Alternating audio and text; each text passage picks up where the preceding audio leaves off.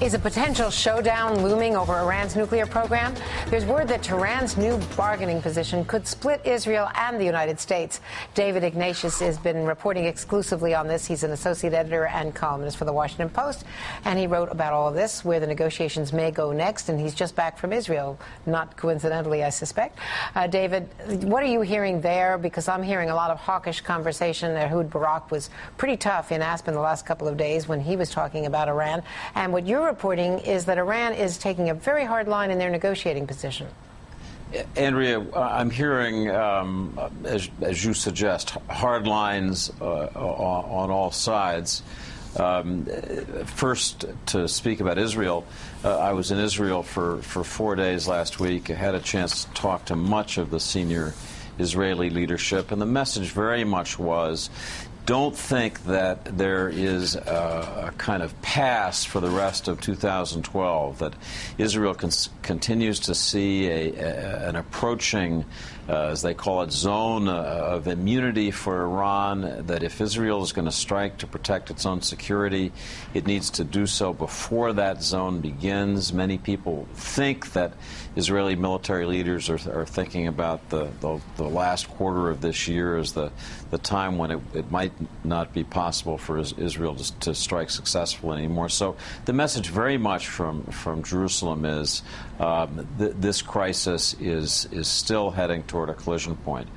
In terms of the negotiations, I did obtain from a source close to the talks a copy of the PowerPoint presentation that Iranian negotiators made in the last formal session of the talks in Moscow. And it is very hard line. The basic Iranian demand is that they be accepted as a signatory of the Non-Proliferation Treaty with all the rights that they say that includes, including enrichment. At this point, the position of the U.S. and the other negotiating parties, not to mention Israel, is that no enrichment from Iran can be permitted until they normalize their file at the United Nations and clear up all the questions which they haven't begun to do. So and it's, of course, it's Iran very is much being a standoff. Squeezed. We just put up on the board some of the aspects that they've acknowledged. They're being squeezed economically. The sanctions, the European sanctions, have kicked in on July 1st. And now what we're seeing reports is that they're playing a shell game with their oil, hiding some of their oil at sea in tankers. How long can they get away with that? Not very long. As I look at the sanctions that took place June 28 and July 1, I think you're looking at a world in which in a few months it will be very hard for Iran to export any significant volumes of oil.